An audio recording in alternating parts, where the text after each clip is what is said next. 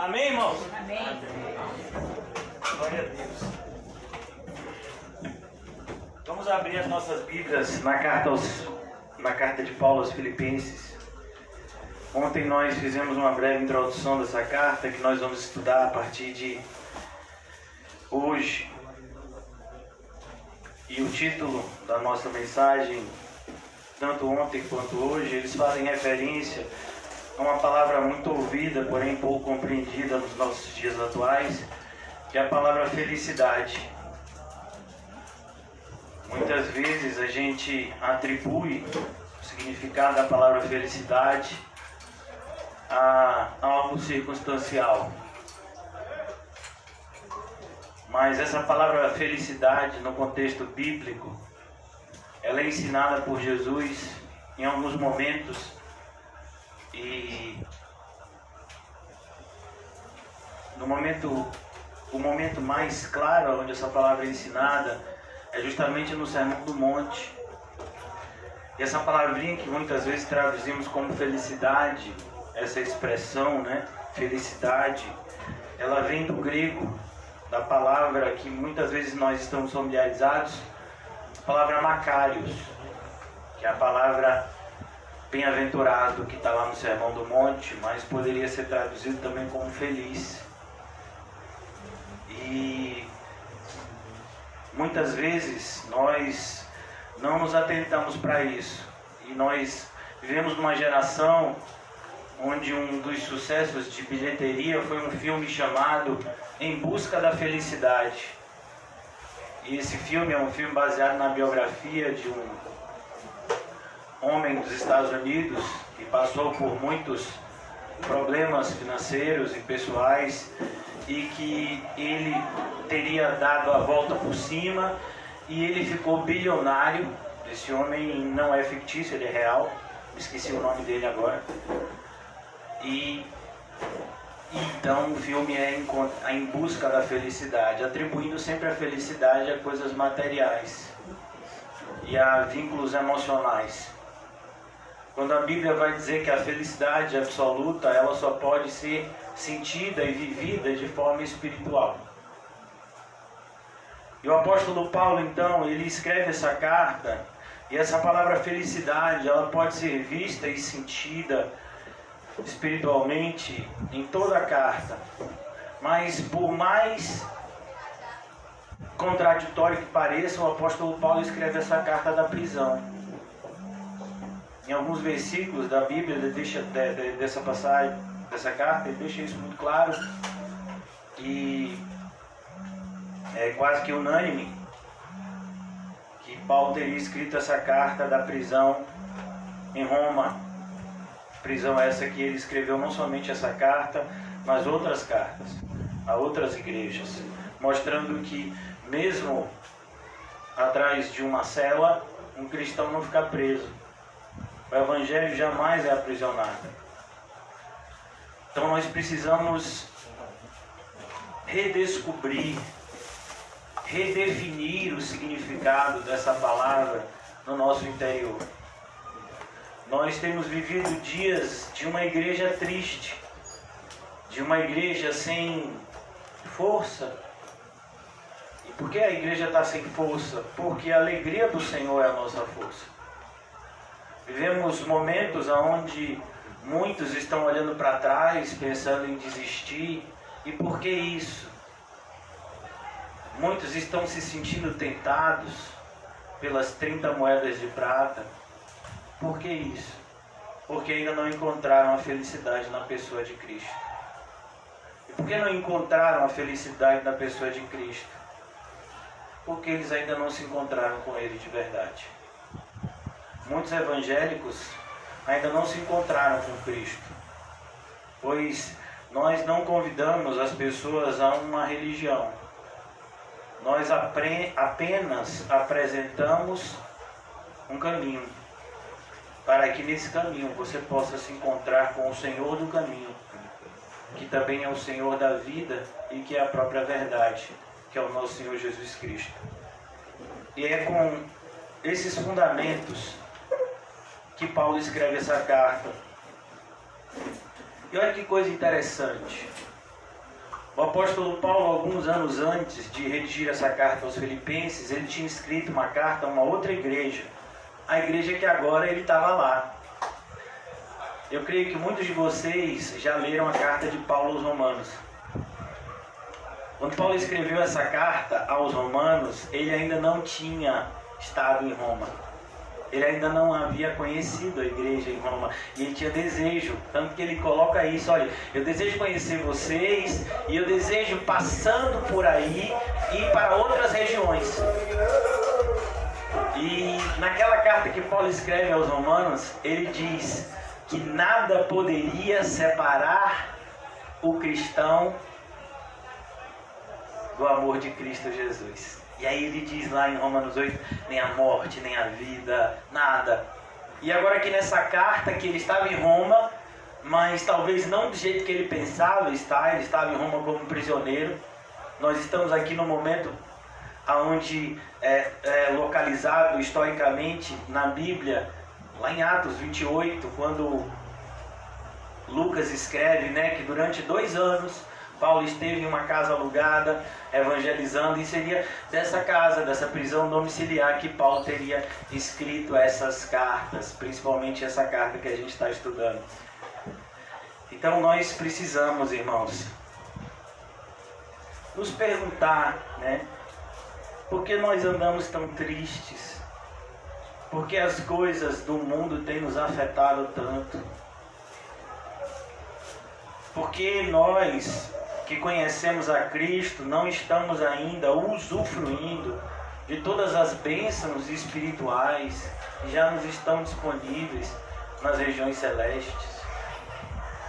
É como a realidade de um bilionário que passa fome. E você diz assim, mas por que você está passando fome? A pessoa não sabe, muitas vezes, aquilo que possui. Não tem uma visão clara de quem é e de tudo que ele tem em Cristo Jesus conquistado. Então nós precisamos, irmãos, entender de uma vez por todas quem somos. E aqui, depois dessa pequena apresentação, eu já fiz uma introdução ontem a respeito dessa carta. Os irmãos que tiverem com o propósito de conhecer um pouco mais, está disponível no YouTube. Mas hoje nós vamos já iniciar a partir do versículo 1. Perceba que Paulo ele estava junto com Timóteo, escrevendo essa carta. Que coisa bonita. Mesmo na escrita de uma carta, você percebe que tem 2 cristãos reunidos. Às vezes a gente pensa que redigir uma carta seria algo assim pessoal, né? E aqui a gente vê 2 irmãos, para a gente ver a importância da unidade na igreja. Paulo e Timóteo, servos de Cristo Jesus, a todos os santos em Cristo Jesus. Olha que coisa, essa carta foi escrita há mais ou menos 1950 anos atrás, e é para nós. Imagine, eu vou ler de novo. A todos os santos em Cristo Jesus. Tem algum santo em Cristo Jesus aqui? Eu espero que tenha. Porque senão eu não sei, eu acho que eu errei de endereço. Tem algum santo em Cristo Jesus? Amém. Perceba, você não é santificado porque você fez alguma coisa boa, como os católicos muitas vezes ensinam. Você é santificado em Cristo Jesus. O sangue dele foi aspergido sobre você. E você então foi separado para Deus. Então Paulo diz a todos os santos em Cristo Jesus. Perceba, uma carta endereçada a uma igreja local, uma igreja pequena, a uma igreja pobre. É uma carta aqui endereçada a nós, mesmo que nós que estamos separados por um lapso temporal tão grande, intervalo de tempo tão grande, de quase 2000 anos, mas é para nós essa carta. Tudo que Paulo escreve a partir daqui é para a gente. Paulo e Timóteo, servos de Cristo Jesus. Uma segunda anotação nos cabe a partir do estudo desse versículo. Perceba, servos de Cristo Jesus. Essa palavrinha servos aqui, nesse texto especificamente, é a tradução da palavra doulos. significa escravo. Mas a palavrinha servos aqui, ela tem dois significados. E é muito legal isso, porque parece um paradoxo. Ao mesmo tempo que a palavra servo nos remete a uma humildade, porque a palavra doulos significa literalmente escravo. É aquele que não é dono da sua própria vida, ele tem um proprietário. É aquele que tem que obedecer ordens. Mas a palavra servo também, ela é na Bíblia nos apresentada como um privilégio. Você vai ver, por exemplo, quando Deus fala, Moisés, meu servo. Porque imagine, Deus ele não vai pegar qualquer pessoa para ser seu servo. Antes ele precisa regenerar essa pessoa, santificar essa pessoa, capacitar essa pessoa. Então essa palavra servos, ao mesmo tempo que nos remete à humildade, nos remete também a esse privilégio de que você foi escolhido por Deus e comissionado a uma missão. Então ele diz, Paulo e Timóteo, servos de Cristo Jesus. Terceiro ponto aqui, ainda nesse primeiro versículo. Talvez para mim e para você, entre Paulo e Timóteo, haja uma hierarquia, né? Não, Paulo é apóstolo. Timóteo, para nós, no máximo, a gente colocaria ele como pastor. Pode trazer aqui, meu filho, venha subir. A igreja está lotada, né? Que igreja lotada, tem quase 30 pessoas, meu Deus do céu. Lotação de João Luta. Né? Eu não falo assim, a igreja lotou 30 pessoas. É maravilhoso isso. Então, servos de Cristo Jesus, Paulo e Timóteo, não há hierarquia. Mesmo nós que estamos aqui, né? Muitas pessoas falam, pastor, sim, eu sou servo. E você é o quê? Você também tem que ser servo. Então, todos nós estamos na mesma posição diante de Deus. A diferença é a função de cada um de nós. Como muitas vezes, talvez, nós, ao estudarmos a anatomia humana, a gente fique perplexo como pedaços, né, órgãos tão pequenininhos fazem tanta falta. Por exemplo, quem já teve amidalite? Eu.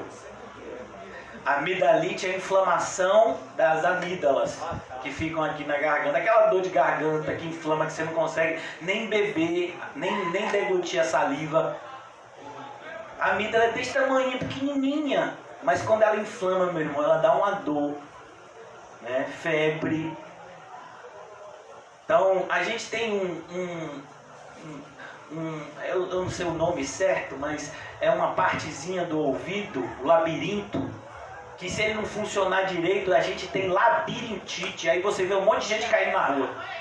A pessoa está andando, de repente, pum, caiu. O que foi, rapaz? Tá doida? Aí quando vai ver, a pessoa vai fazer os exames, ela tem labirintite. É um negócio pequenininho que fica dentro do ouvido, mas se ele não funcionar bem, você fica caindo nos cantos. Por que eu estou dizendo isso para vocês? Para você entender de uma vez por todas. E na igreja todos somos iguais. Embora nós tenhamos funções diferentes, nós devemos trabalhar conjuntamente e harmoniosamente. Essas palavras, elas são importantes. Conjuntamente e harmoniosamente. Porque a gente pode trabalhar conjuntamente sem harmonia. Então aqui o apóstolo Paulo apresenta isso como algo tão lindo. E a gente vai ver como isso é importante no desenrolar da carta, porque tinham duas pessoas nessa igreja que não estavam fazendo isso. Duas mulheres fiéis a Deus, crentes, fervorosas em espírito, servas do Senhor. Não tenho nenhuma dúvida que vou me encontrar com elas no céu. Evódia e Cinti. Mas lá no céu elas já vão estar de bem. Porque o apóstolo Paulo diz, eu peço que você ajude aí que Evódia e Cinti que pensem iguais no Senhor. Elas eram crentes, eram pessoas de verdade. Mas era porque elas queriam fazer a obra de Deus tão bem feita, Porque às vezes elas se desentendiam. Isso é natural, irmão. Isso não significa que um é de Deus e outro não é. Né? Essas coisas só acontecem quando a gente quer mesmo fazer a obra de Deus. Paulo e Timóteo, servos de Cristo Jesus, a todos os santos em Cristo Jesus. E aqui ele vai mostrar que existe agora uma diferença funcional. Como eu disse, não é uma diferença hierárquica, não há uma diferença, né, de hierarquia na igreja, uma pessoa acima, outra abaixo, mas há uma diferença funcional. Cada um tem a sua função aqui dentro. E ele vai dizer aqui, inclusive bispos e diáconos. Perceba que mesmo no início da igreja, a igreja já era organizada por meio de uma liderança. Porque a igreja precisa ter ordem e decência. Então a palavra bispos aqui no original é a palavra episcopos, que significa nada mais do que superintendente. É um líder de uma igreja local. E a palavra diáconos, que vem do grego diaconia, que significa servir, fala justamente desses que auxiliavam aquele que presidia no Senhor a igreja. Então fala que Paulo está mostrando como mesmo uma igreja tão no início como a igreja de Filipenses já tinha esse arranjo que nós temos hoje em dia. Porque Deus não faz nada desordenado. Deus coloca sempre ordem e decência em tudo aquilo que Ele faz. E não seria diferente a igreja, que é o corpo de Cristo. Inclusive bispos e diáconos que vivem em Filipos. E aqui a gente percebe que há um direcionamento da carta, num primeiro momento, à realidade vivida nessa igreja, que é a igreja de Filipos, que é uma realidade muito parecida com a nossa também. Por quê? Porque o mundo continua o mesmo. Desde que Adão e Eva pecaram, o mundo continua o mesmo. O pecado tem reinado até que o Senhor Jesus volte e traga consumação a todas as coisas. Mas existem aqueles onde o pecado não é mais aceito tranquilamente, mas são aqueles que combatem o pecado. E esses é que nós chamamos de santos em Cristo Jesus. Eles não são mais dominados pelo pecado, mas agora vivificados pelo Espírito Santo de Deus, eles têm a capacidade de lutar contra o pecado. E aqui ele diz, versículo 2, graça e paz. É isso que a gente deseja para todo mundo, graça e paz. E essas verdades, elas sempre estão interligadas. Se você tem a graça de Deus sobre você, você tem paz. Se você tem paz, é porque a graça de Deus está sobre você. Graça e paz a vós outros da parte de Deus. Perceba que o apóstolo Paulo deixa muito claro que ele mesmo não tinha capacidade de transmitir para ninguém graça e paz. Mas ele podia anunciar o Deus gracioso e que apresenta o evangelho da paz para aqueles que creem. E ele diz mais, a vós outros, da parte de Deus nosso Pai. Deus é o seu Pai. Ele é o seu Pai, amém? Amém. Cadê a honra dele? Honra o teu pai e a tua mãe. Olha, às vezes a gente aplica esse versículo apenas do ponto de vista terreno. Se a gente tem que honrar o nosso pai, que é o nosso pai aqui na terra por apenas alguns anos, imagina o nosso pai do céu, que é pai durante toda a eternidade. Então ele diz, graça e paz a vós outros da parte de Deus nosso Pai e do Senhor Jesus Cristo. Olha que introdução maravilhosa. Só essa introdução aqui já traz uma felicidade ao nosso coração, porque Paulo está fazendo uma afirmação aqui primorosa e que todo cristão, ao ouvi-la, deve ter o seu semblante mudado. Se ele estava triste, ele vai ficar imediatamente alegre. Se ele estava alegre, ele vai ficar mais alegre ainda. Por quê? Porque Deus é o seu Pai. Você entendeu que Deus é o seu Pai? Deus é o seu Pai. Amém? Amém. Que Deus é o seu Pai? O Deus que é dono do mundo. O Deus que controla todas as coisas. O Deus que reina soberanamente sobre a sua criação. Ele é o seu Pai. E o que significa ser pai? A ideia de pai e filho dá uma vinculação que não pode ser quebrada. Nenhum pai abandona o seu filho. Mas se o filho fizer coisa errada, o pai corrige. E se o filho insistir em fazer coisa errada, o pai corrige. E se o filho ainda insistir em fazer coisa mais errada, meu filho, o pai corrige. Mas se ele ainda insistir em fazer coisa mais errada,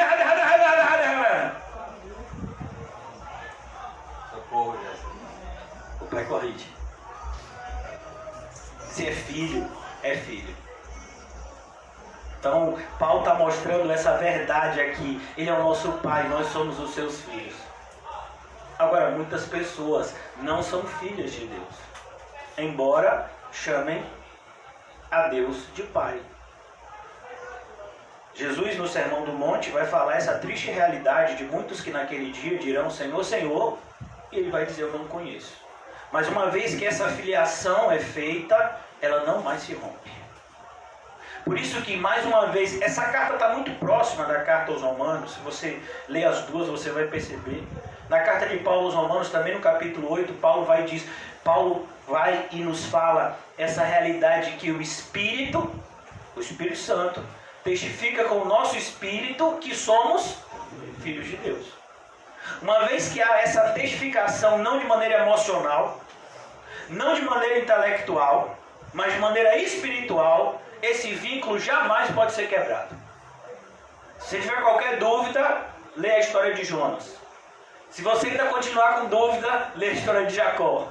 Se você continuar com dúvida ainda, lê a história de Davi. Se você ficar com mais dúvida ainda, lê a de Manassés, que você vai se assustar mais ainda. O filho do rei Ezequias. Uma vez que esse vínculo é selado, ele não é desfeito jamais. Por isso que essa afirmação é tão maravilhosa para nós. Mas ao mesmo tempo tem que trazer temor ao nosso coração. Porque se nós temos Deus como Pai, nós devemos viver de tal forma que isso fique evidente. Então ele diz aqui no versículo 3, eu dou graças ao meu Deus. E mais uma vez, é tão bonito a gente ver como Paulo apresenta o Evangelho. Eu dou graças ao meu Deus. Perceba que antes de falar qualquer coisa, quando você tem a consciência de que Deus é o seu Pai, você já se sente agradecido. Você já imaginou isso? Mas a gente nem começou a falar nada ainda, mas eu já estou agradecido só de poder ouvir. Você já teve esse tipo de gratidão? De acordar de manhã cedo, com os cabelos tudo... Para quem tem cabelo, né?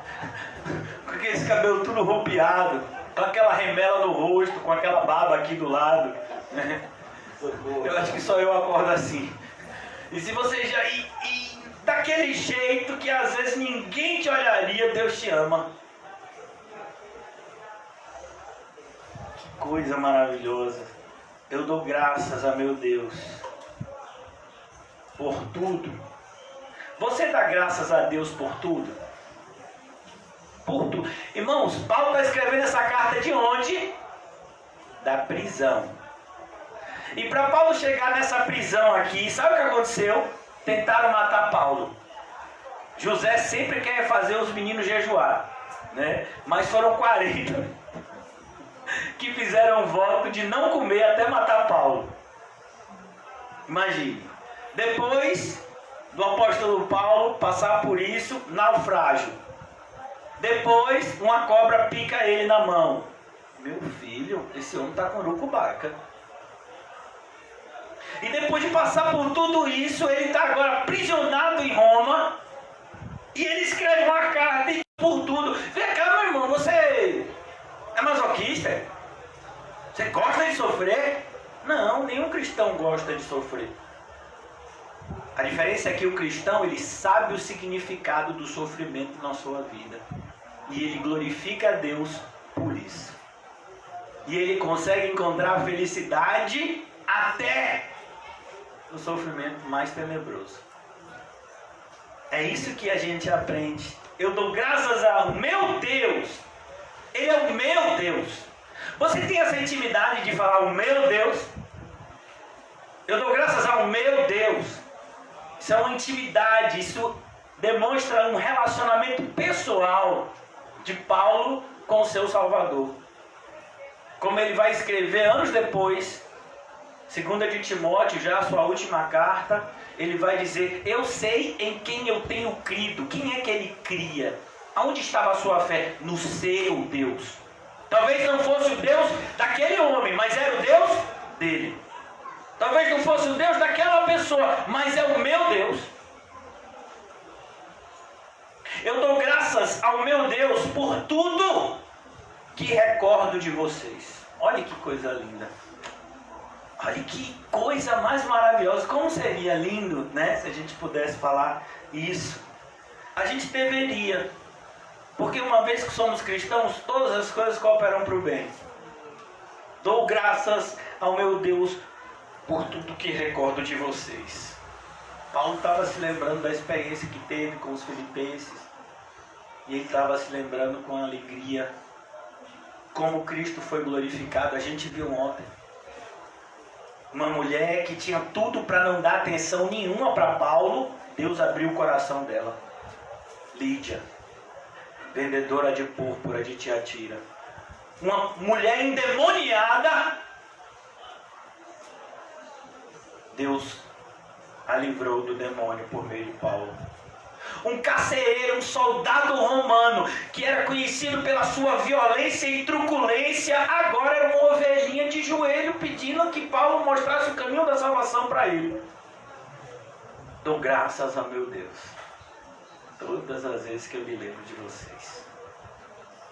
Então é o que a gente tenha. Você se lembra como tudo começou no Evangelho na sua vida? Eu, como pastor, eu lembro do começo da maioria de vocês. Eu diria até de todos vocês que estão aqui hoje. Como o Cabelinho chegou aqui, não foi? Cabelinho. Meio desconfiado. Qual é mesmo desse pastor aí, rapaz? Ele não tem cara de pastor, não. Malhado assim. Esse jovenzinho aí, eu não sei se eu vou dar crédito nele, não. Né? Ele chegou meio desconfiado, né? O irmão Fábio chegou, ficava sentado assim na janela, ia nos cultos de domingo, com a barba assim, ficava olhando meio de lado, aí foi no outro domingo, aí foi no outro. Né? O irmão Quinho, meu filho, no primeiro encontro, ele disse: me enganaram. Me falaram que era uma oração, um ciclo de oração, e esse homem chegou aqui com um projetor, com um negócio de um som aqui, dizendo que vai dar um estudo bíblico. Rapaz, que tribulação! Minha vida! Né? Cada um de nós aqui tem um momento. Glória a Deus. Irmão Paulinho, quando chegou, meu filho, problemático, pense. Vai começar a dar risada. Você tá olhando para ele, tá dando essa risada hoje, mas se ele desse na época que ele chegou, você ficava com medo. Né? Cada um de vocês aqui. Então, Paulo se lembrava dessa experiência que ele tinha tido com as pessoas. E ele diz, versículo 4, fazendo sempre com alegria. Com o quê? Com alegria. Fazendo sempre com alegria. Súplicas por todos vocês. Olha que coisa pessoal. Eu faço súplicas por todos vocês. Eu oro por vocês. Eu apresento a vida de vocês. Mas eu não faço isso com pesar. Eu faço isso com alegria. Como seria maravilhoso se a gente pudesse fazer isso também, né, irmão? Orar pelas pessoas que a gente ama com alegria. Entendendo que o Senhor está no controle de tudo. Em todas as minhas orações. Onde é que a gente faz súplicas? Nas orações. Quando a gente está conversando com Deus, a gente tem tempo para tudo. Inclusive para apresentar as nossas súplicas. E ele diz aqui de maneira mais específica o que alegrava o coração dele quando ele se lembrava dos filipenses. Pela vossa cooperação. Olha como eu falei para vocês. Essa palavra cooperação é uma palavra formada por duas palavras. Cooperar. Significa operar conjuntamente. Então ele diz, pela vossa cooperação no Evangelho. Desde o primeiro dia até agora. Você já imaginou isso, irmão? Paulo está dizendo, desde o primeiro dia até agora, vocês cooperam com o Evangelho.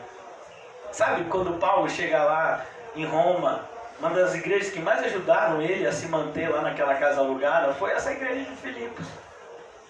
Quando Paulo estava em Corinto, passando necessidade, foi a igreja de Filipos que enviou. Mas ele não era mais pastor de Filipos, mas Filipos amava Paulo. Os cristãos de Filipos amavam Paulo e se preocupavam com ele, assim como Paulo se preocupava com eles. Essa preocupação e esse amor era recíproco. É assim que tem que ser com nós, que somos irmãos. Pela vossa cooperação no Evangelho, desde o primeiro dia até agora. É por isso, irmãos, que eu me pergunto, o que leva, muitas vezes, uma pessoa que entra na igreja com toda a vontade de servir a Deus e de repente passa um tempo, ela já vai perdendo a vontade, e aí passa um tempo, ela já vai desacelerando, e daqui a pouco ela já senta, e daqui a pouco ela já deita, e daqui a pouco, né? Adiante, rapaz. O que é isso? Não, vamos manter a mesma marcha. A gente está caminhando. A gente ainda não chegou lá. No filme O Peregrino, John Bunyan, ele expressa isso de maneira muito clara. No livro, no filme, no desenho. Logo depois da experiência de se encontrar com Cristo no Monte Calvário, algumas pessoas simplesmente acham que já chegaram no fim. E elas deitam. E o cristão disse, não, rapaz, levante. A gente ainda está no meio do caminho, ainda tem caminho a ser percorrido aqui. Muitas pessoas acham, não, eu já me batizei, eu já fiz algumas coisas na igreja, agora eu vou dar oportunidade para outros. Amém! Meu irmão, deixa eu lhe dizer uma coisa. O que não falta na igreja é trabalho. Aleluia. Você quer ajudar? Você está num lugar certo. Mas pastor, a igreja está cheia hoje. Então, meu filho, significa que a gente tem mais serviço ainda. Por exemplo, hoje a necessidade de 2 seguranças. Irmão Calmon está fazendo segurança externa. Irmão Marcelo, segurança interna. Né? Irmão Calmon está ali com a Bíblia embaixo do braço ali, meu filho. Chega algum demônio, dali mesmo já vai embora. Você está sentindo assim um culto tranquilo hoje. Né? Então, aqui a gente precisa entender, olha que conexão, desde o primeiro dia até agora. E eu queria chamar vocês a uma reflexão breve. Como é que está você desde o primeiro dia até agora? Por exemplo, o irmão João e eu, a gente se converteu muito próximo. A gente tem mais ou menos 10 anos, né? Desde o primeiro dia até agora. E aí, meu filho? O irmão José, temos 8, né? 12 de 2012. Fazer 8 anos. E aí, irmão José, como é que vai desde o primeiro dia até agora? Mudou algumas coisas. Né? Não, nada disso. Nem ele com essas coisas supérfluas. Nada disso, eu tô falando daquele menino que chegou aqui com uma colazinha que tinha tudo posto naquele que me fortalece. E que quando o pastor falava, ele ficava assim, ó. Não tinha ainda o negócio da sobrancelha. Era só os olhos esbugalhados. E ele não admitia que ninguém sentasse no primeiro lugar da fila. O primeiro lugar da fila era ele. Era ele que ia tomar o cuspe do pastor. Ainda bem que a gente tem essa distância, que não tem esse risco, né, de vocês serem sorteados. Então, ele ficava lá e ele ficava assim, ó, morrendo de medo. E aí ele comprou uma Bíblia, a prova d'água. Não era a Bíblia a prova d'água, não. Novo Testamento a prova d'água. Eu não sei se ele comprou ou ganhou. Você comprou ou ganhou? Comprou. Eu ganhei. Eu acho que foi o irmão João que me deu. Não foi? Foi o irmão João que me deu essa Bíblia. Né? E aí, esse Novo Testamento. Nesses 10 anos, alguém levou e não me devolveu. Né? Mas eu já perdoei. Então, assim, o irmão José pegou esse Novo Testamento e disse, eu vou andar sobre as águas. 4 da manhã. Foi pra praia, pôs da barra e disse, eu vou andar sobre as águas. E andou, meu filho? Andou não. Fundou. A soberba precede. Não é, meu filho? E teve logo no começo do evangelho do irmão José, meu filho, foi perto do Natal, que foi 12/2/2012, quando chegou no Natal, o irmão José de noite, tinha sobrado comida na ceia de Natal da casa dele, ele saiu de noite, era mais de meia-noite, né? Não foi? Distribuindo comida aos pessoas de rua. Foi lá que eu conheci o Silvestre. Foi lá que ele conheceu, antes do acidente, não foi? E aí, irmão, como é que vai você desde o começo até hoje? Como é que está você? Desde o começo até hoje. Algumas pessoas têm pouco tempo, outras têm mais. Mas a gente tem uma característica, mesmo aqueles que têm pouco tempo, pode perceber que quando você começa, alguém já nadou contra a correnteza? Né? A gente tem esse sentimento. A gente nada, a gente fala, rapaz, parece que eu estou saindo do lugar. É assim mesmo. E aí a gente vai começando a querer achar que Zeca Pagodinho, aquele endemoniado, tá certo. Deixa a vida me levar, a vida leva eu. Não, meu filho, você tem que continuar nadando contra a correnteza. Senão, onde é que você vai parar? É, Jesus. Então perceba que mesmo aqui, nesse momento de alegria intensa que Paulo está aqui mostrando no começo dessa carta, já há uma reflexão profunda. Cadê aquela alegria do começo? Cadê aquela disposição do começo? O que foi que mudou? Porque Jesus não muda. À medida que a gente se aproxima de Cristo, a luz brilha mais alto. Então a gente precisa se perguntar: aonde foi que a gente abandonou o primeiro amor? Glória a Deus. Onde foi? É, Jesus. Desde o primeiro dia até agora. Como foi, irmãos? Aquele momento em que Jesus falou, não à sua mente, mas falou diretamente ao seu coração. E que você entendeu que a sua vida sem Cristo não tinha mais sentido. Que você podia ficar sem tudo, sem todos. Que você podia até morrer, mas você não podia ficar sem Cristo. Quando foi que você entendeu isso? Eu sei que teve algum dia assim na sua vida. E por que esse dia se acabou? Não deveria ter se acabado. Por isso eu repito aqui: fazendo sempre com alegria súplicas por todos vocês, em todas as minhas orações, pela vossa cooperação no Evangelho, desde o primeiro dia até agora. Desde o primeiro dia até agora. Como eram os louvores no começo? Playback, a irmã Adriana, o irmão João, a irmã Enilda, o irmão Nizam, em alguns momentos,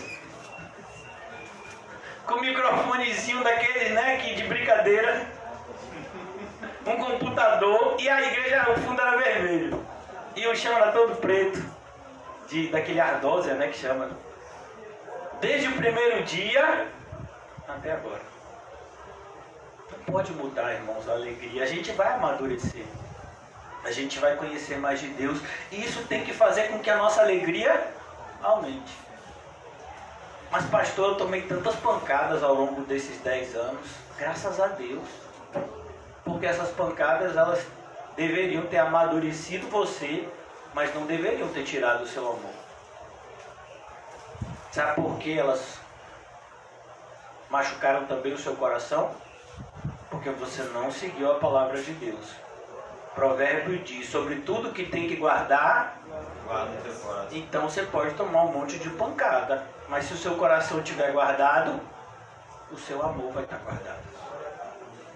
Era o que aconteceu com a igreja de Filipos. Uma igreja perseguida, uma igreja oprimida. Paulo vai falar das perseguições e provações, mas eles não haviam perdido o primeiro amor, pois o coração deles estava guardado em Cristo Jesus. Que isso sirva de exemplo para nós. Podemos passar por todas as coisas se o nosso coração estiver guardado em Cristo Jesus. Então agora, ele diz mais, no versículo de número 6, o apóstolo Paulo diz: estou plenamente certo. Você entendeu que como Paulo está escrevendo? Perceba, Paulo não está escrevendo eu acho, eu penso, talvez aconteça assim. Ele usa expressões como todo, todas, tenho certeza. E aqui agora ele diz: eu tenho certeza absoluta. É isso que significa a expressão estou plenamente certo, ou estou plenamente convicto. Eu tenho certeza absoluta do que eu vou dizer para vocês agora, de que aquele que começou a boa obra E aí, começou? A pergunta é, começou mesmo? Já foi batizado? Já teve um encontro pessoal com Deus? Já entendeu o seu lugar no corpo de Cristo? Então, se essas coisas não aconteceram ainda, a boa obra não começou. Perceba, a obra tem que começar. Eu não sei se vocês já viram, né? Que antes de se começar uma construção, as pessoas colocam, né? Uma espécie daquele muro provisório, né? Aquelas palafitas. Mas muitas vezes a construção não começa por falta de verba, ou coisas assim, ou algum tipo de problema.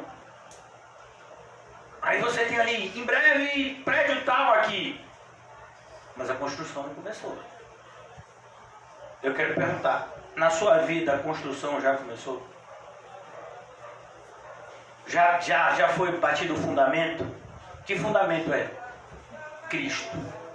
Ninguém pode colocar outro fundamento senão Cristo. Esse fundamento já foi colocado na sua vida? É Cristo. É Cristo.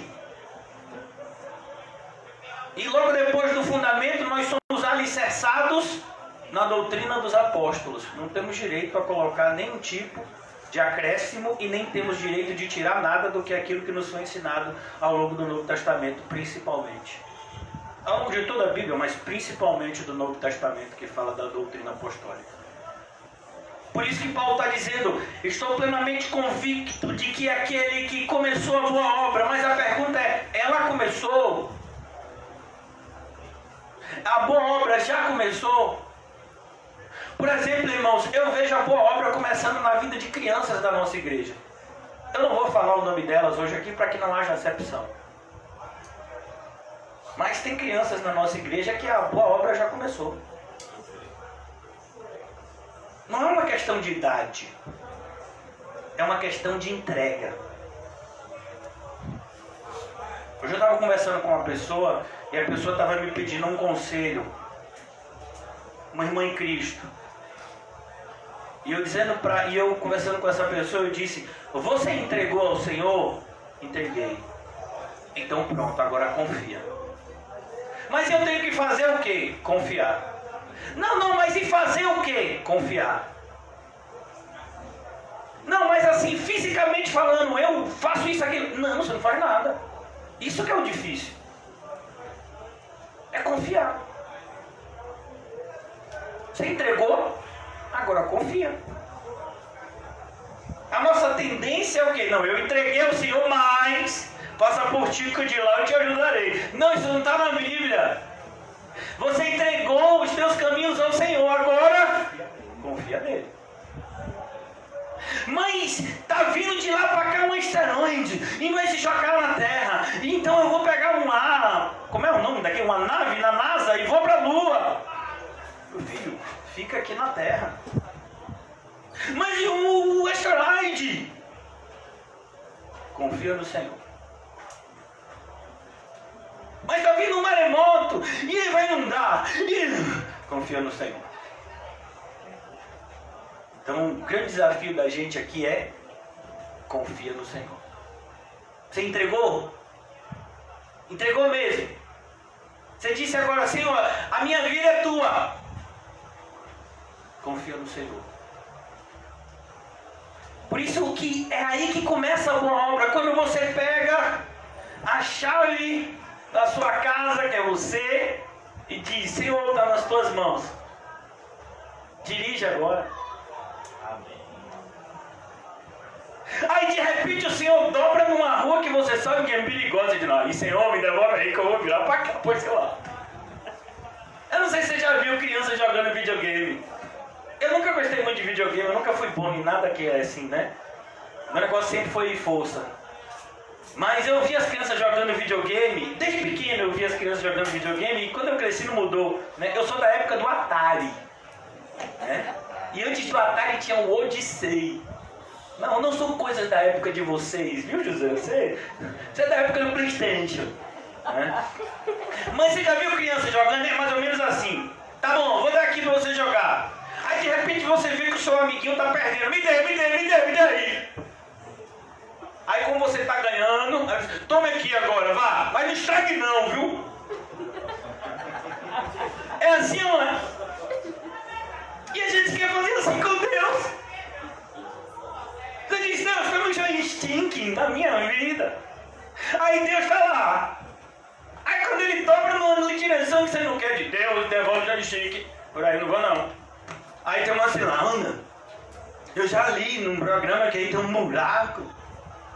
Mas Deus tem um plano que você passe por aquele buraco. Você tem que superar obstáculos e não fugir deles. É para isso que você foi chamado. Por isso que mais adiante nessa carta, ainda nesse capítulo 1, Paulo vai dizer que Deus nos concedeu a graça de não somente crer nele, mas também de sofrer por amor a ele. E eu estou tão feliz porque ainda são 5 horas da tarde. Olha ali agora. Então se o culto vai até 9, eu tenho 4 horas. Eu não me entendi, tá meio escuro 5 horas da tarde, né? Amém, irmãos? Tem gente que está com certo esse relógio em nome de Jesus. Alma. Senão alguém me pega em casa. Brincadeira, irmãos, esse daqui tá certo. Acho que fizeram alguma trollagem com o pastor, né? Como me dizem, né? As crianças de hoje, trollagem. Eu nem sabia o que era isso, até que elas me ensinaram. Olha que coisa. Estou plenamente certo que aquele que começou a boa obra em vós há de completá-la. Olha que coisa. O que Paulo está dizendo aqui? Que essa obra é uma obra contínua. Não, eu já tomei a vacina. Que vacina, infeliz? Do Evangelho, já vacinei aqui, ó. Foi, tomei aquela vacina, doeu. Agulha desse tamanho. Tem uma agulha desse tamanho. Foi quando foi uma pregação de José. A agulha foi desse tamanho, 3 horas de pregação. E aí eu criei em Cristo, já tomei esse Evangelho. E já aproveitei naquele mesmo dia, já pedi para arrumar água em cima de mim, aquele negócio que eles chamam de batismo. Pronto, já fiz. Agora já estou garantido. Você está o quê, rapaz? A obra é contínua. Olha, irmão, deixa eu lhe dizer uma coisa. Quando eu me lembro do meu primeiro arrependimento, eu fico constrangido. Porque eu falo, meu Deus, como eu era ímpio, sendo crente. À medida que a gente vai conhecendo a palavra de Deus, a gente vai se envergonhando de algumas coisas. É verdade, com certeza. Porque essa obra é contínua. Irmãos, olha, eu não vou mostrar para vocês não, porque é vergonhoso. Meu pai me mandou.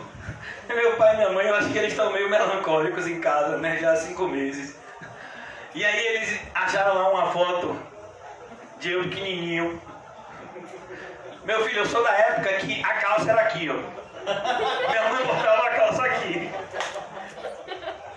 Meu tronco era só daqui para aqui. Salva-me. E a blusa ia até aqui. E era por dentro, assim, um negócio assim, aquele cabelinho pro lado. Vocês não reconhecem que tinha cabelo liso, assim, pro lado. Uma bochechinha, assim, ó. Chega e me mandou esses dias. Né? Meu pai mandou uma foto de quando eu era pequenininho. Mas às vezes você fica envergonhado, né? Tinha quantas coisas você fazia quando você era pequenininho. Quem aqui já tirou meleca do nariz?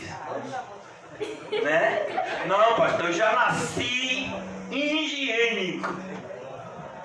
Nunca fiz isso. Mentiroso.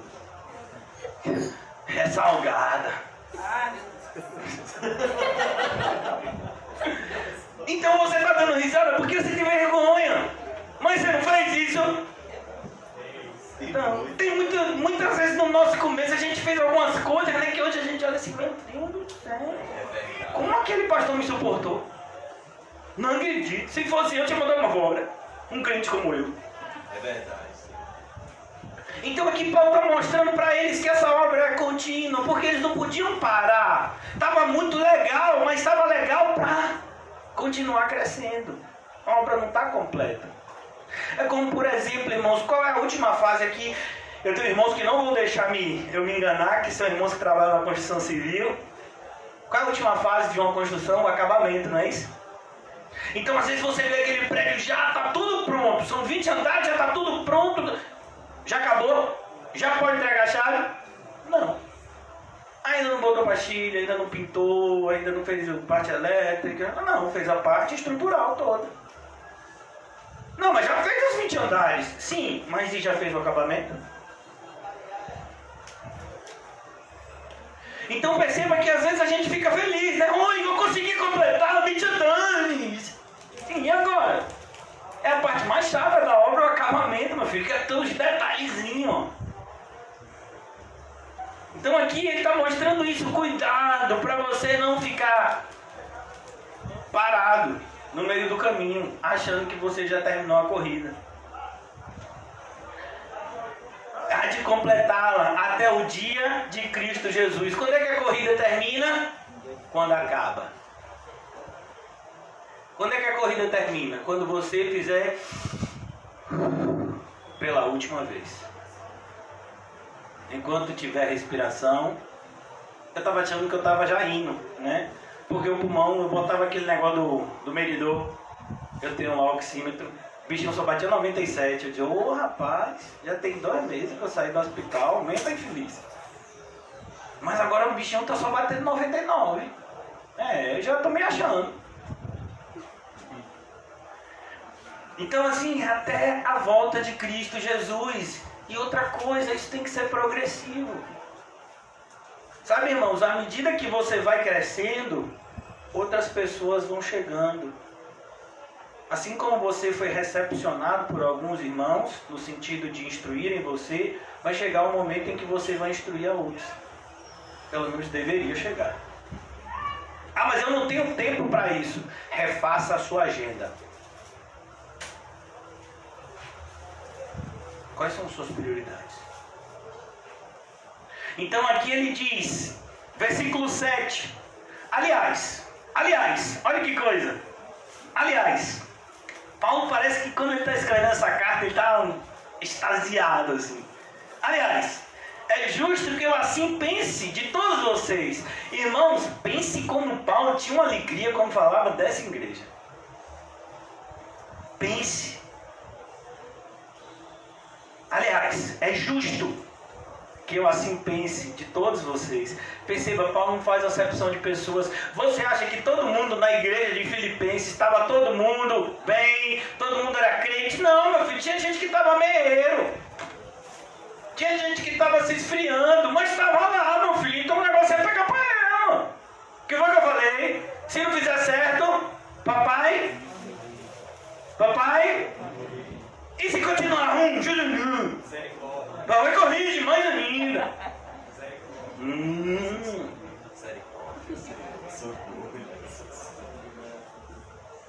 Olha, bom, vou dizer uma coisa para vocês que eu nunca tinha dito antes. Antes de eu ter o Covid, eu tava reclamando.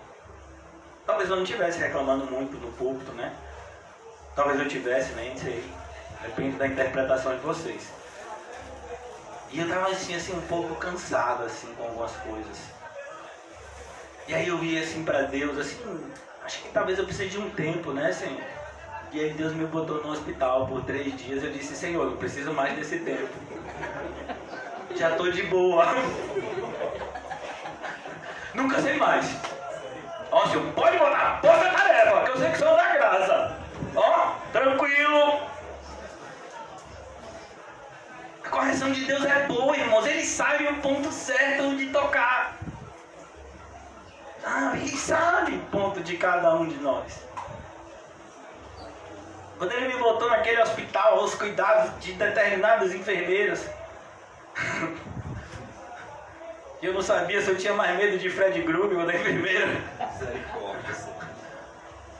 E aí ele fez com que eu entendesse como esse momento aqui é precioso. Como tantas coisas que às vezes a gente começa a entender que é obrigação, na verdade é o que? Diversão. É verdade. Ler a Bíblia é divertido. Talvez você diga para mim, pastor, será que é isso mesmo? Quando você senta para assistir um filme, um desenho, não é diversão? Quando você vai, para quem gosta, para quem sabe jogar, né, como o Fábio, Matheus, que joga bola, Quinho, por exemplo, que é craque. Calmon que tá ali fora também, craque. Então quando joga bola é o quê? Diversão. Quando eu jogo bola é o quê? Problema. Então, irmãos, ler a Bíblia deveria ser o quê? Divertido. O culto deveria ser o quê? Divertido. Isso não significa que a gente vai trazer bagunça, desordem. Não, isso significa que o que a gente está fazendo aqui produz alegria. Glória a Deus. Então é isso que tem que produzir no nosso coração qualquer tipo de graça que nos aproxime de Deus, como a oração, a palavra, o culto, a companhia com os irmãos. A gente precisa entender, evangelismo é o quê? Alegria. Alegria. Irmãos, eu não sei se isso acontece hoje, mas antigamente acontecia mais. Quando se lançava um produto novo, né, principalmente na área, né, de alimento, no supermercado, sempre se contratava pessoas para fazer a degustação do produto. Era. Né? Parou com isso, né, Bolinho? Não sei porquê, rapaz. Quando Né? você acha? Então vamos imaginar que lançou um refrigerante novo, né?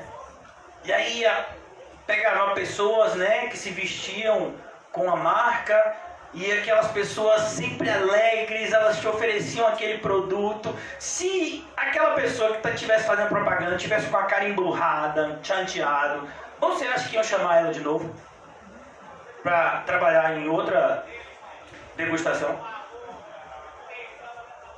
Você entendeu? Você já viu algum evangelista jururô na Bíblia?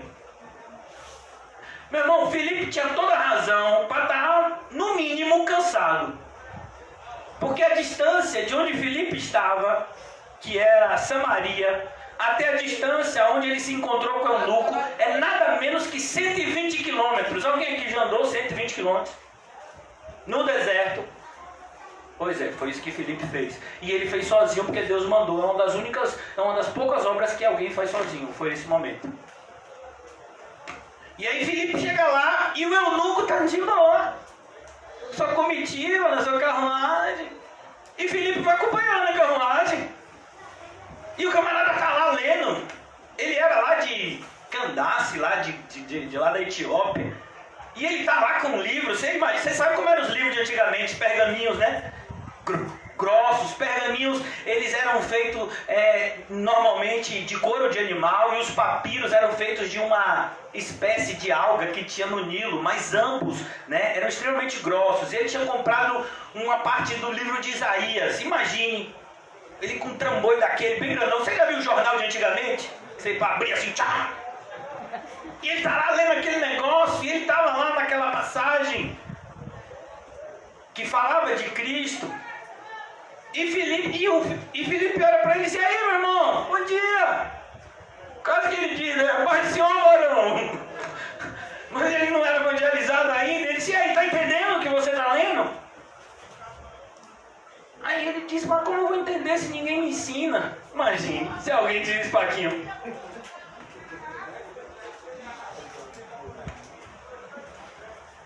Então Filipe disse: rapaz, é agora. O negócio é o seguinte, Cristo é aqui, a obra é essa, o evangelho é assim. E ficaram lá conversando, e o tempo foi passando, e de repente eles passaram por um lugar que tinha água.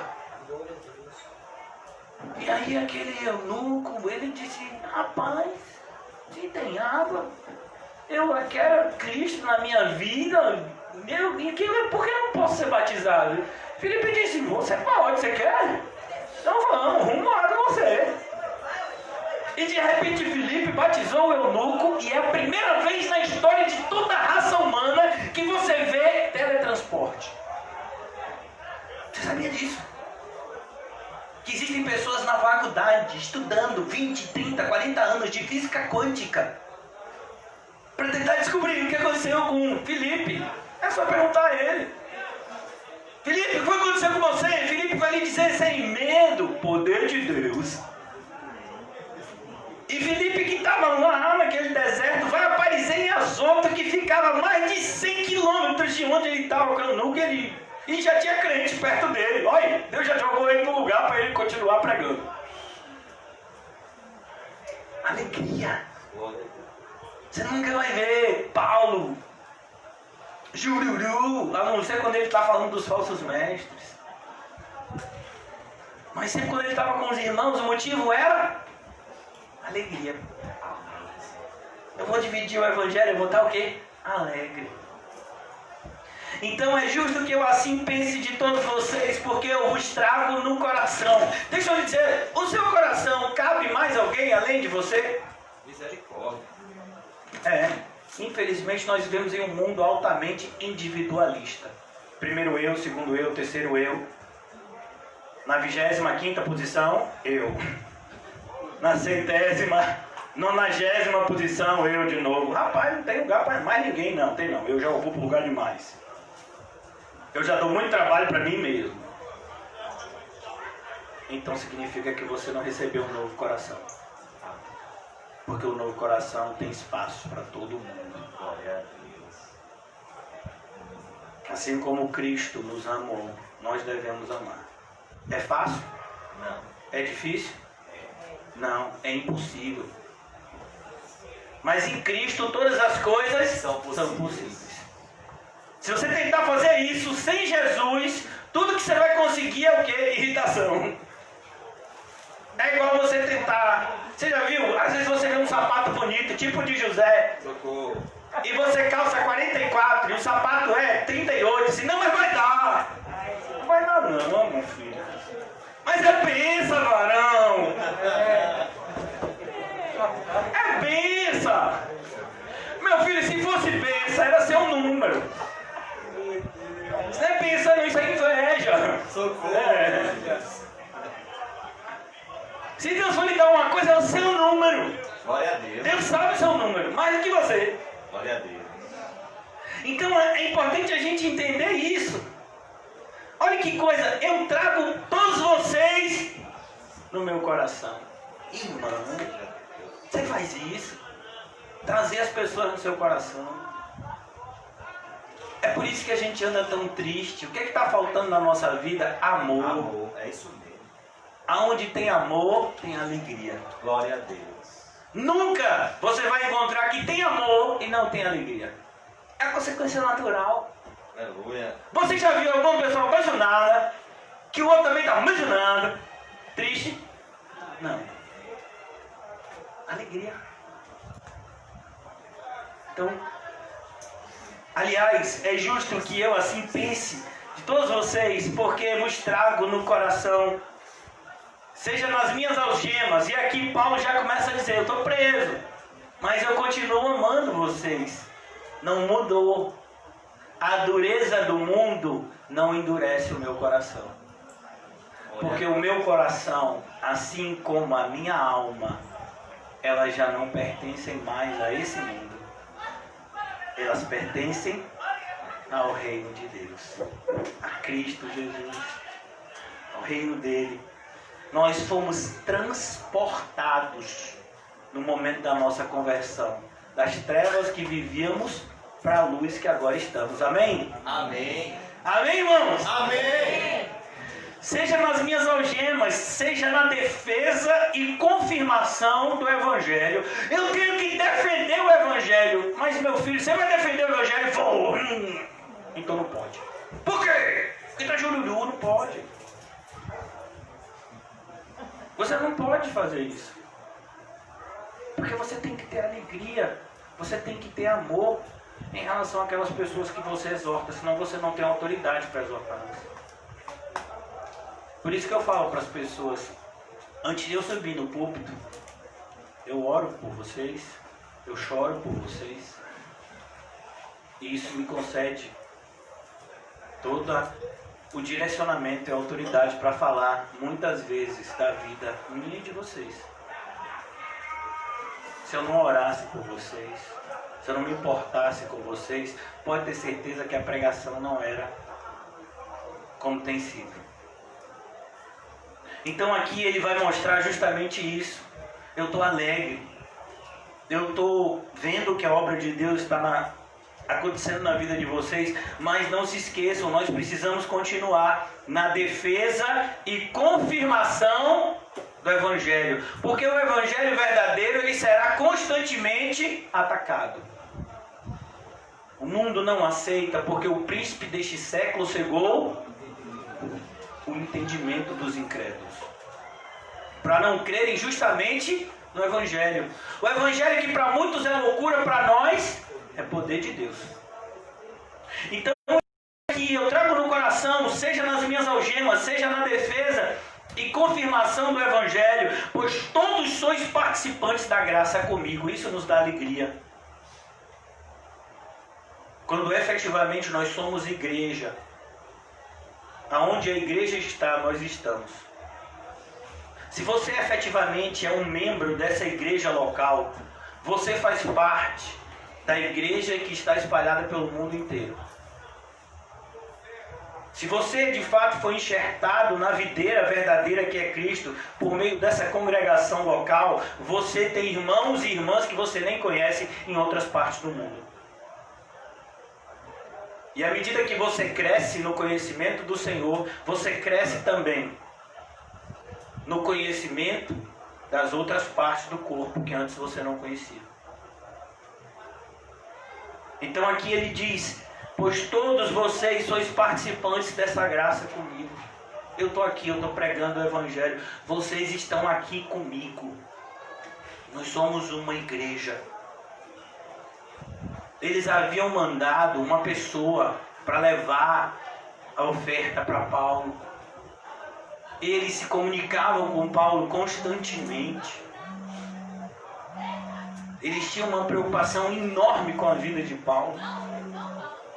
Por isso Paulo diz: vocês estão comigo, assim como eu estou com vocês. Quem dera nós tivéssemos essa unidade ainda hoje. Pois minha testemunha é Deus. Você pode dizer isso?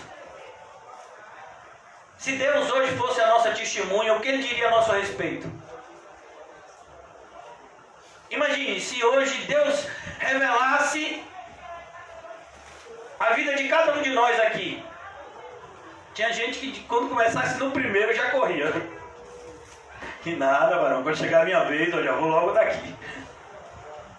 Não, irmãos. Pois minha testemunha é Deus. É por isso que um cristão nunca está sozinho. Pois minha testemunha é Deus, da saudade que tenho de todos vocês. Olha que coisa linda de se dizer. A minha testemunha é Deus, da saudade que tenho de vocês.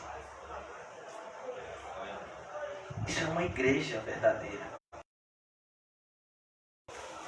Aqui a gente está vendo que Paulo queria estar lá, mas não podia.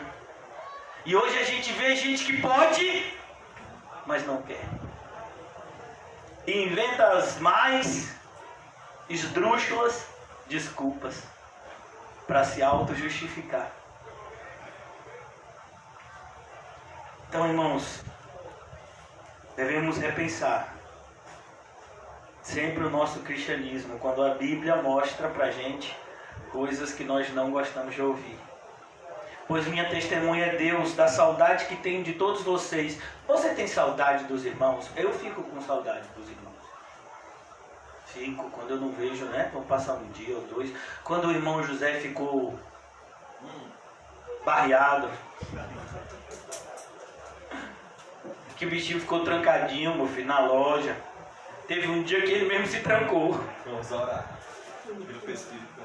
E aí ele ligou para Quinho, 2 horas depois que eu não tinha aparecido. Aí eu acho que foi o Espírito Santo que me tocou. Eu fui visitar ele. Ele disse: ô pastor, eu tô aqui trancado. Quinho ficou de vir aqui me soltar, mas não apareceu ainda. Eu disse: ô filho, eu tô aqui perto, posso passar aí? Deve. A gente sentou lá, ficou conversando, não foi? Aí depois que chegou. Aí depois que chegou, e ajeitou. Então a gente não conseguiu ver. Ele tem visão, né, de espiritual, viu lá qual era o problema e ajeitou. E depois já desapareceu. Pouco tempo depois ele desapareceu, ficou só eu e José. Então, irmãos, essa questão dessa saudade que tenho por vós. Saudade, irmãos, você só sente por quem você ama. É verdade. Não é não? Com certeza. É ou não é? saudade de todos vocês da terna misericórdia de Cristo Jesus. Olha que coisa linda de se dizer. Essa carta é muito linda, irmão. É uma carta para você ler com todo cuidado, com todo carinho, pedindo a Deus que esse amor que Paulo demonstra pelos irmãos seja o mesmo amor que nós tenhamos uns pelos outros aqui. Pois a minha testemunha é Deus, da saudade que tenho de todos vocês, da terna misericórdia de Cristo Jesus. E também faço esta oração. Olha que coisa, Paulo agora vai fazer uma oração. Você quer aprender a orar? A Bíblia nos ensina. Eu queria aproveitar esse espaço, deixa aqui, abrir um parêntese. Irmãos, quando a Bíblia diz que nós não sabemos orar, a Bíblia não diz isso. A Bíblia diz que nós não sabemos pedir. Orar a gente tem que saber. A gente não sabe pedir o que convém, porque muitas vezes a gente pode pedir uma coisa que a gente acha que é bom, e essa coisa não é bom. A gente pode achar que alguma coisa vem para o nosso bem e essa coisa não vem. Mas a gente tem que saber orar, porque se a gente não saber orar, nossa oração pode estar sendo abominável. E aí? E onde que a gente aprende a orar? Na Bíblia. Então por isso que a gente tem que entender, por que você acha que Jesus ensinou a oração que a gente chama de Pai Nosso, a oração dominical? Porque a gente precisa entender o que é oração. É um diálogo com Deus, mas não é com Deus qualquer. É com Deus que é santo, santo, santo. Onde nós apresentamos as nossas necessidades efetivas e aonde nós entendemos que Deus também nos revela aquilo que nos cumpre fazer da parte dele. Tomando como modelo a oração que está lá no Sermão do Monte, Jesus diz, nos ensinando a orar: Pai, perdoa os nossos pecados, assim como nós perdoamos. Perdoei. Aí não, meu filho, esse tipo de perdão não. Pai, perdoa os nossos pecados assim como... Não entendi, não. Tem gente que quando chega nessa ponte, a língua trava. Olha, meu irmão, isso daí tem que ter oração. Olha aí o carro aí dizendo. Então você tem que perdoar. Isso está onde? Na oração. Isso é oração. Perdoa os nossos pecados assim como nós perdoamos a quem nos tem ofendido. E não nos deixei cair em tentação. Livrai-nos do maligno, pois teu é o poder, a honra e a glória, agora e para todos sempre. Amém. Glória a Deus. Percebeu que na oração a gente fala com Deus e a gente também ouve a Deus? Isso é oração. Você tem que saber orar. Você tem a oração de Daniel, você tem a oração de Neemias, você tem a oração, tantas orações de Paulo, tantas. E você tem toda a Bíblia para te ensinar como conversar com Deus. De maneira que a gente não pode dizer: eu não sei orar, eu não sei pedir, Senhor. Estou apresentando os meus pedidos, ó Pai, diante de Ti. Estamos apresentando nossas causas diante de Ti essa noite, Senhor. Mas que a Tua vontade seja feita, Senhor. Pois a Tua vontade é melhor do que a nossa. Mas oração a gente tem que saber fazer. Amém? Amém. Então ele diz: também faço esta oração, que o vosso amor aumente. Olha que coisa de se pedir. Aqui a gente nem precisa pedir isso por vocês, precisa? Como o de vocês já está assim, né? Praticamente tanque cheio. Amém, Marão? Vamos orar. Mais um pouco. Também faço esta oração, que o vosso amor aumente. Meu irmão, deixa eu lhe dizer uma coisa. Se você acha que o seu amor está grande, é porque você é Pinóquio. cego e mentiroso. Isso é uma coisa que a gente vai estar sempre precisando, de amor. E como é que Deus faz para a gente ter amor? É muito legal. Ele coloca gente que ninguém amaria, só você.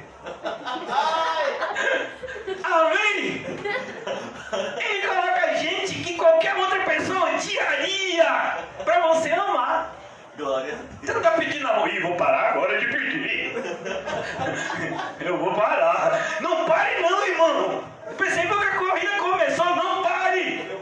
Aí, Deus coloca pessoas para você amar. Glória a Deus. Obrigado, Jesus. Às vezes eu fico vendo, né? Eu já tive a oportunidade de conversar com algumas mães no CAC ao longo desses 10 anos. E algumas mães disseram assim para mim: pastor, eu já fiz tudo que eu podia fazer por esse menino. E assim, já entreguei. Agora é com Deus. Eu sei que agora é com Deus. Isso significa que a senhora não tem mais responsabilidade com ele? Que a senhora não tem que amá-lo? Ô pastor, você está me falando isso porque o senhor não sabe o que ele fez comigo. Meu irmão, eu nem imagino. Mas eu sei que você precisa amá-lo.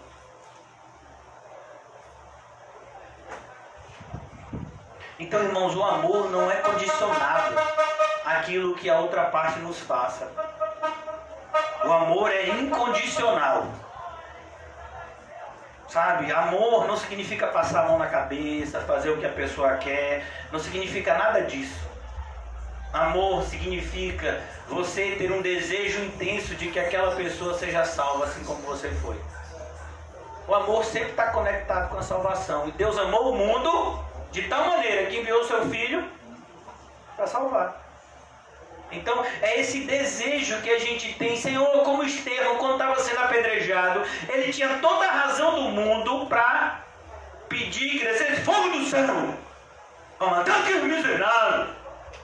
E aí, como é que a gente tinha Paulo? Porque Paulo estava lá também. Estevão disse uma coisa que deixou Paulo com pulga atrás de orelha. Pai, perdoa-lhes, porque eles não sabem o que fazem. E morreu. Você já imaginou isso? Se a gente estivesse falando de Jesus, porque Jesus disse também isso na cruz. Ah, porque Jesus fez isso. Não, Estevão fez isso. E ele não era nem pastor, viu? Era um diácono, como o diácono João. Amém, João? Aí, tá vendo? Hoje ele veio até com uma máscara de guerra. Batalha espiritual, é. Então aqui está dizendo, já concluindo, irmãos, também faço esta oração, que o vosso amor aumente mais e mais. Glória. Mais e mais. Eu quero parar aqui nessa noite. Mais e mais. A gente vai parar nesse versículo 9. Em pleno conhecimento e toda percepção. Perceba, irmãos, que para que você ame alguém, você precisa ter uma percepção do que está acontecendo. Eu já usei esse exemplo, e esse exemplo é muito elucidativo para essa questão do amor incondicional. Vamos imaginar que você está na rua e que de repente você sente uma bengalada nas suas costas e você fica com raiva e você já volta para reclamar com a pessoa, e quando você vê, a pessoa é cega. E aí, o que você faria? Você reclamaria com ele? Rapaz, você não está me vendo não, é? Ele ia dizer o quê? Tô não. Você é que devia estar me vendo. Mas você está tão desatento que não viu que eu, um cego, estou andando na rua. Você devia estar me ajudando a andar. Porque eu sou cego. Você não disse que vê? A gente não disse que vê? Tem um monte de gente cego aí. E o que a gente está querendo para esse cego? Pastor, não vou nem dizer que eu estou em pecado. Se eu dizer o que está no meu coração aqui, eu vou ficar envergonhado. Percebeu porque Paulo está orando por isso? Porque o amor, meu irmão e minha irmã, é igual gasolina em Opala 4.0. Isso é coisa também da antiguidade. Meu filho, Opala, meu pai teve um Opala. Como você vai dizer, já foi meio tanque. Sabe, é um carro que você tem que abastecer quase todo dia. É por isso que não roda mais. É. Quando você fala, que ronca aquele motor, meu filho, já foi metade do tanque. É igual o nosso coração em relação ao amor. Você hoje se sente tão amável que você, oh Deus, irmãos, passarinhos. Eu amo o céu, eu amo o sol, eu amo a lua. Aí você olha pro irmão, isso eu não amo. Você percebeu como é fácil amar os passarinhos? Tem gente que ama terra-baleias. E você ama o seu irmão? Não. É por isso que você já viu porque hoje em dia as pessoas têm uma afinidade tão grande com animais. Talvez, por mais que pareça engraçado, irmãos, isso é algo muito sério. Isso revela algo que está no interior do ser humano. A gente se afeiçoa a bicho porque a gente não tem a capacidade de se afeiçoar a pessoas. Porque um bicho não dá o trabalho que uma pessoa dá. Então a gente se afeiçoa a bichos. É por isso que eu ando pela rua, né? E vejo adesivos atrás de carros. Eu amo o meu pet. Você pode ter certeza que não é crente. E pior é quando eu vejo esse adesivo do lado de uma cruz. Aí eu digo, essa equação está errada. Por que as pessoas têm tantos bichos? Se tem tanta gente precisando, cara, de ajuda. Eu não sei você, irmãos. Mas várias horas do dia, minha esposa, minhas filhas não sabem, eu choro. Quando eu estou de madrugada, normalmente, eu durmo muito tarde, eu vejo vídeos. E normalmente no YouTube passa algumas propagandas. E dentro dessas propagandas tem um braço da Organização Mundial de Saúde que ajuda principalmente crianças em países onde tem guerra. Talvez você ache que o mundo está em paz. O mundo não está em paz. Nesse exato momento existem mais de 100 guerras espalhadas pelo mundo. Só no continente africano existem mais de 40 países que estão em guerra. Quando eu falo países, entenda, né? Às vezes no mesmo país tem várias pessoas que estão em guerra, tribos com outra, porque a divisão não foi feita respeitando as tribos, mas foi em virtude, né, do poder daqueles que colonizaram os países. E eu fico vendo, é uma coisa assim que, por mais que pareça, né, que é bobagem para alguns, tem uma propaganda que sempre passa, que é de uma criancinha de 6 anos de idade. Estelinha tem 7, mais ou menos da idade de Estelinha. E essa criancinha, ela parou de falar.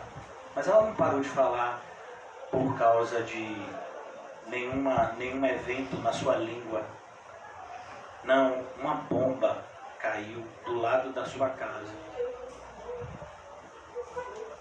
E o trauma foi tão grande gerado. Seus familiares morreram.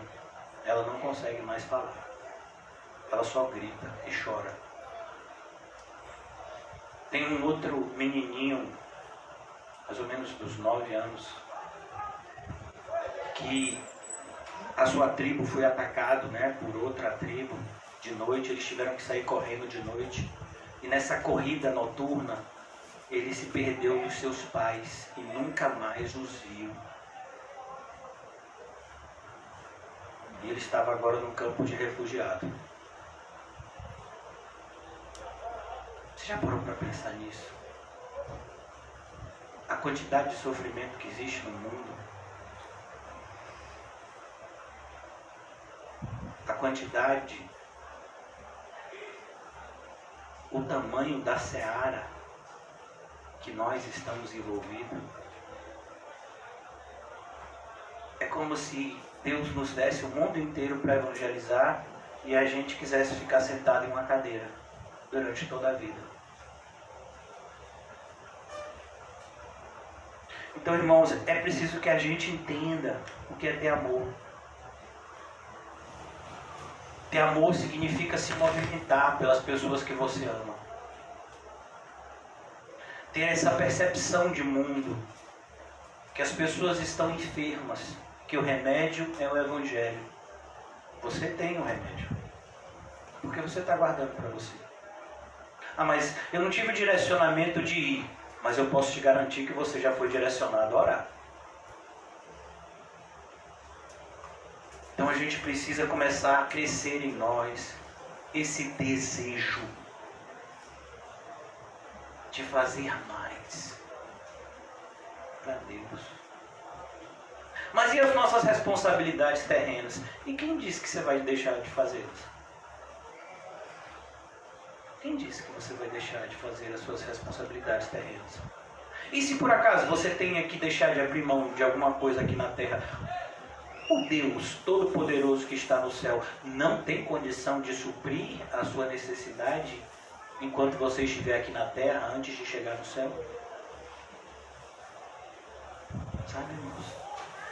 Existe mais em jogo do que o alto das pombas.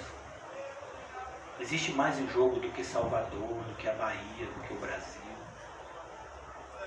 Deus nos chamou a levar a sua mensagem aos 4 cantos do mundo.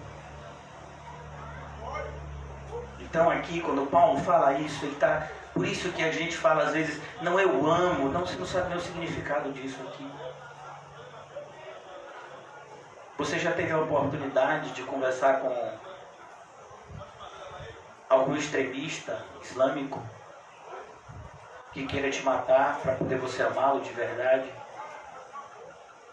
Você já teve a oportunidade de ser preso por causa do Evangelho? Você já teve a oportunidade de passar por alguma dificuldade de perder bens por causa do Evangelho? Isso é amor, irmãos. Por isso que Paulo está escrevendo para essa igreja, porque eles tinham passado por tudo isso. Eles ainda estavam passando por tudo isso e estavam preocupados com... Paulo estava lá em Roma. Eles estavam preocupados com o Evangelho crescer. A gente está preocupado com isso, irmão. Ele está dizendo, olha, fomos levantados em defesa e confirmação do Evangelho. Você foi? Então que a gente termine essa exposição na noite de hoje nessa reflexão tão profunda.